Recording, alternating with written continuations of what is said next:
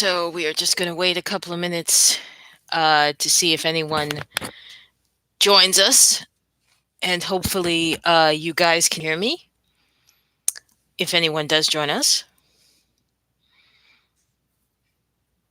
Well, someone has joined us. I'm very glad for you. Can you hear me, mystery guest? I wish there was a way to know who. I'm afraid to click on and find out if there's a way I can know who's here. But if you have signed in, please let me know that you're here and that you can hear me.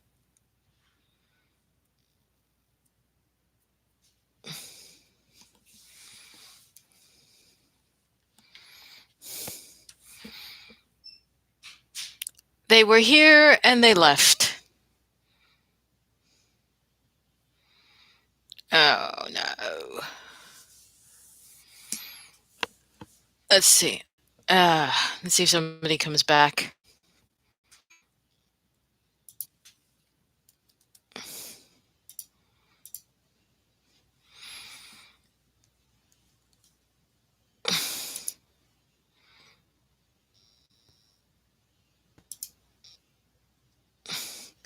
Somebody can look. Hi. I'm gonna. Let's see.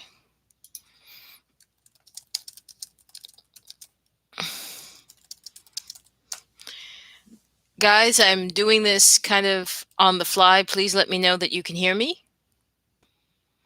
If you are here, please sign in and mystery guest and let me know if you can hear me. I would appreciate that.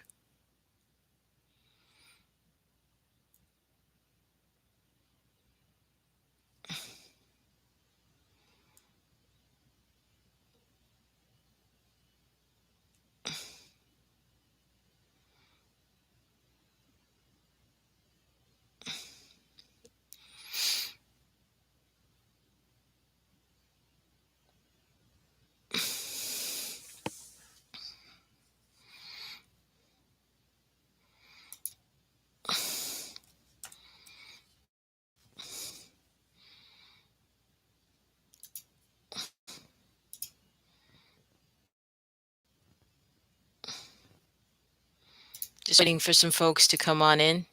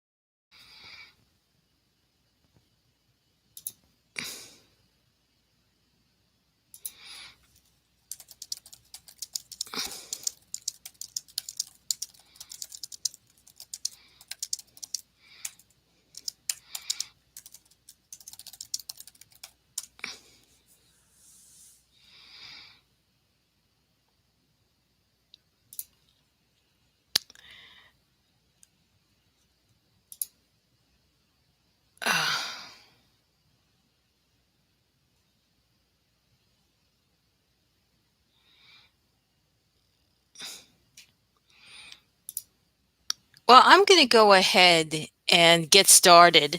I see that someone else has joined the chat. So if somebody was here and they left, please come back. Oh, 2 people, 1 people. Well, I'm going to go ahead and get started and start to talk about this. This lovely doll arrived today. It was one of the rare occurrences where just by the grace of God, I was able to move fast enough and get online through Amazon to get the Eleanor Roosevelt inspiring series. This is one of the first of the new year. The other being Maya Angelou. She is on her way to me as we speak, so be on the lookout for that one. But the theme of this box doll seems to be the color purple. which is a color of the Women's History. I'm sorry.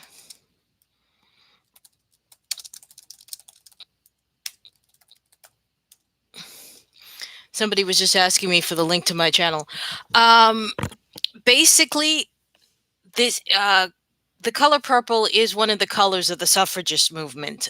More popularly, the color white, but also the color purple. I have her in the box. I did cheat a little bit, and I opened the box up. But let's go ahead and take a look at the back of the box and see what it tells us. First Lady and Activist, 1884 to 1962. Those are her dates. FDR took office in 1932, FDR being Franklin Delano Roosevelt.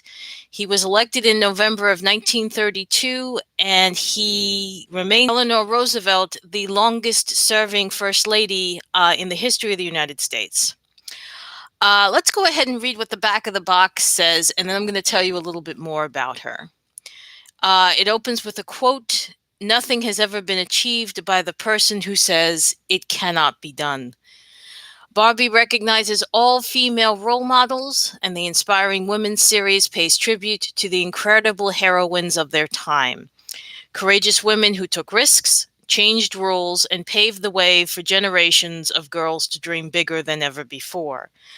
Anna Eleanor Roosevelt was the longest-serving First Lady of the United States, a UN spokeswoman, and an activist who worked tirelessly in advancing. Roosevelt, yes, they were related, became the 32nd President of the United States in 1939.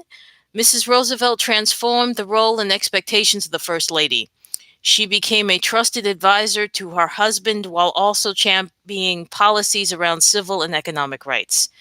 Using her unique position, Mrs. Roosevelt wrote her own daily news column, and she often has exclusively for female journalists, although for whatever reasons Mattel chose to use the word reporter, promoting equality for women in journalism. That's why they didn't want to repeat the word. After serving 4 terms as First Lady, Mrs. Roosevelt continued in public service, serving on the board of directors of the National Association for the Advancement of Colored Persons, the NAACP, and the Congress for Racial Equity, CORE, in 1945. She then went on to be appointed to the UN General Assembly, where she worked on the draft of the Universal Declaration of Human Rights, which was ratified in 1948. Earning the tribute as First Lady of the World for her hard work and dedication to human efforts. Eleanor Roosevelt's perseverance redefined the role of women in politics and public life. So this is a rather accurate portrait of her. She appeared in I would say that's probably like 1936. That's the way she looked in 1936 when she was active as First Lady. Just to give you guys a little bit of perspective, as I'm going to debox her as I'm talking. Franklin Delano Roosevelt came into office in 1932 during the worst part of the Great Depression. The Great Depression started in 1929. The worst of it was through the early 1930s. And FDR's first goals were what came to be known as the New Deal. Hang on a second. There's some more people asking me for the link, so I will be kind enough to grab it for them. Here we go.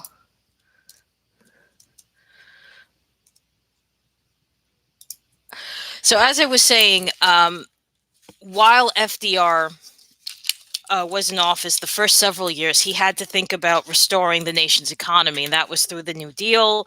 That's when you had the WPA, the Public Works projects. That's when he put people like Gordon Parks to work photographing the economic crisis throughout the United States.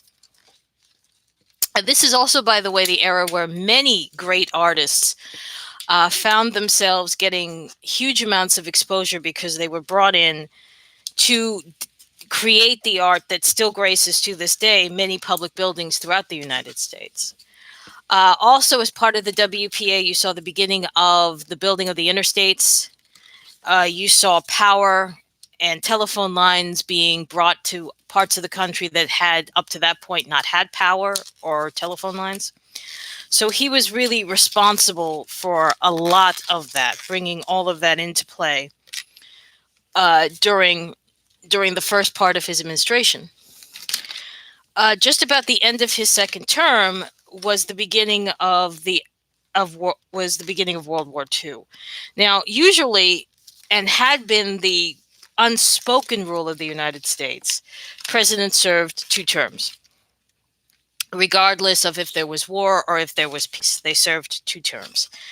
And FDR, for whatever reasons, decided that he was going to go ahead and try for that illustrious 3rd term, which he got. And then the 4th term that he won in 1944 was really just about the continuity of keeping the same people in place while the country was at war. Now, Eleanor Roosevelt, as was said very well on the back of the box, had a lot to do with his policies informing the cabinet. Informing, as the verb to inform, and in the preposition and the verb forming. So she had a lot to do with getting the first woman on the cabinet. She had a lot to do with making the cabinet much more inclusive than it ever had been before under any administration. And it took quite a few years after Roosevelt to once again have an administration that was as inclusive. She was the person who basically, for lack of better phrasing, kept FDR honest. And after he passed, she continued her work. She was a part of the NAACP and CORE, as the back of the box said. I know her for the work that she did with the UN Declaration of Human Rights. She was the only American. She was the only, she was also the only, let's see if I can do the light a little bit better here. She was the only American and the only woman on the council to write the Human Rights Declaration. Now, as I said, the photo that you guys have been nice enough to look at for a few minutes, that's a whole lot closer to how she actually looked. For a Barbie sculpt that is not a dedicated sculpt, this is fairly decent. She has blue eyes. I'm not sure if the real Eleanor Roosevelt did. The makeup palette would have been neutral. This shade of matte, M-A-T-E, mauve, would have been appropriate for a woman her age. She was an older woman when she took to the White House. And it was also appropriate because a lot of the glamorous lipstick looks would have been reserved for Hollywood, and certainly not that easy to get a hand on while you were doing the war rations. The hair, though, well, first of all, mucho product in the hair. It's sort of a page boy style. Oh wow, okay. We got some definite hat hair action in here. The curl is definitely folded to fit right at the hair. So if you were to clip off this hat, you're going to have some major hat hair action. And as I said, there is mucho product here. The hair she was a brunette when she was a younger woman. So the hair and the highlights of the blonde, I think they're trying to imply a little bit that instead of making it like full on gray, which I don't know why they wouldn't just do that, but it's definitely closer to It's not, again, not inappropriate. It's kind of close to her hair, but not do this without cutting off without cutting the hair, which I think is going to be a big mistake. No, I'm not going to. I have to do this from the top. So let's see if I can. Oh, well, the hat is not coming off on camera unless I can really sort of. Oops. That's what I was afraid of. I can't see it, so all right. I am not going to attempt to cut her hair off because I'm afraid I would cut the hair. And as I said, there's mucho product in here, so I'm afraid of what would be the end result if I did that. And usually I can just pull it. There we go. Okay, so you see, guys, you see what I mean though about the hair? It is actually, for the step above play line, this is actually really nice hair. I mean, let's call it what it is. It's very nice. Multi-strands of brunette and blonde. It's supposed to give an older woman feel to it. And again, yes, she was an older woman. This is not necessarily the hairstyle she would have worn in the era of the White House, but it's close. Um, has she ever been photographed wearing this particular dress? The purple floral print? I don't believe so. I am not an expert on her photographic history. I don't believe I've ever seen her wearing a dress like this. It is period appropriate to the late 1930s, early 40s. It is not appropriate to a woman, again, who was Eleanor Roosevelt's age and standing uh, during during the war. She was born in 1884, so in 44 she was 60, and 60 in 1944 is a little bit different than being 60 now in terms of the societal expectations of a woman.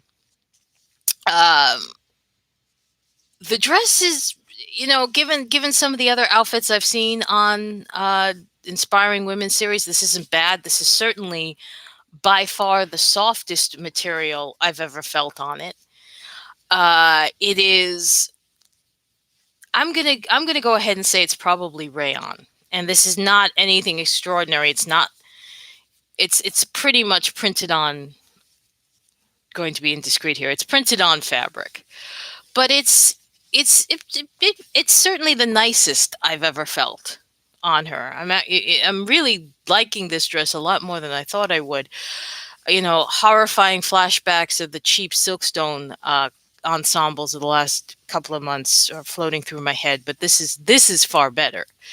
And you see here, because this is one step above playline, I don't mind that this is Velcro. And that'll go down to just about her waist. I have never had a curvy body Barbie, but if I had to guess, I'm going to say that this is in fact a curvy body. And if you do have a curvy body doll, there is a bonus here. She's wearing stockings, so if you do have a curvy body Barbie, that's a bonus for you. That you have stockings that are curvy. So that in and of that might be a reason to get this doll. The hair and the curvy body with the stockings. I'm gonna go ahead, and I just took her off the stand again because she's got knees. They wrapped up her knees, and I think that's because this is it's definitely not made to move, but it is posable. And by that I mean her knees can bend and her arms can be posed. So she could, even though I don't think I've ever seen a pose of Eleanor Roosevelt with her arms bent, like she's angry, you could pose her like this, like a very simple, like she's about to hold something. So she's definitely, and there's enough space between her thumb and her fingers that you could actually have her holding a book or flowers or something, and that would be very appropriate. There's also not a whole lot of iconography of her kneeling down to talk to children. She's usually bent over when she talks to them. But if you want, again, this is the curvy body, so the arms bend, the knees will bend very easily. Actually, the knees bend easier than the arms will bend, and the head has side to side movement, so that's all very nice. Um, you saw me earlier to show you the hair, which I am fairly impressed with. I took off the hat. Now, these are going to be my two quick critiques. Um, they could have done a little bit better on the hat. It didn't have to be plastic. It could have been felt, and that would have been fine. You could have had, if you had to do the plastic hat, you could have done a felt flower. It didn't have to be. It didn't all have to be plastic. Ditto again. Why the pearls? I get that this is playline, and I get that this is really meant for the younger child, the younger child to play with. So I get. Oops, I'm sorry. I will move my hand away. I get that I get that that's why it's probably plastic. It's the price point and the fact that you don't want to put the pearls on a child who might choke on them. But it's not the nicest looking set of pearls I've ever seen Mattel do either, even in plastic. So perhaps they could have spent a little more time on this. The shoes are a bit clunky because we always got to talk about the shoes. The shoes are a bit clunky, but they are also period correct. That's the kind of shoes a woman of that era would have worn. So, it's a very decent tribute to Eleanor Roosevelt, and I'm glad that the dress is a lot nicer than I expected it to be. Um, I'm also somewhat surprised by the detailing of her hair and the fact that she does have somewhat detailed hands, and she's got some posability. It would have, whoops, I just knocked the hat off again, which is probably why they try to keep that from like people like me. In a lot of the promo pics, they had her standing near a podium with microphones that were period appropriate. The backdrop that she comes with, yes, that is the right kind of podium. It would have been nice if in some way we could have put her directly in front of it or behind it, but the stand kind of ruins that. Um, and looking at it, I can appreciate why they would have done the color scheme they did, because it's almost like a sepatone, which is again appropriate to aging photos and was appropriate to her and for her for that period. There's a point that I want to make about Eleanor Roosevelt before I give you my concluding thoughts. Um, yes, when Eleanor was courting Franklin Delano Roosevelt, she was already heavily involved in charity work. She was already working in the social and civil service. And strangely enough, or not so strangely enough, her family, she came from a wealthy family. Franklin Delano Roosevelt came from a wealthy family. Um, they their idea of charity was to write a check, so that the fact that she was so actively involved in being out there and doing and being present in moments of charity. She visited the sick.